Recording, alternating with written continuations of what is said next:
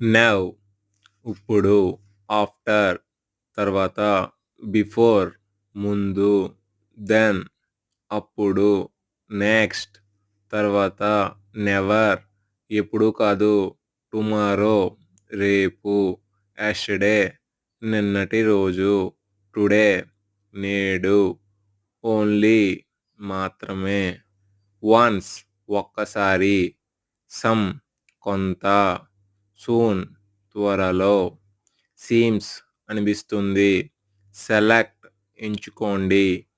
మీకు మరిన్ని డీటెయిల్స్ కావాలంటే నాకు కామెంట్ చేయండి.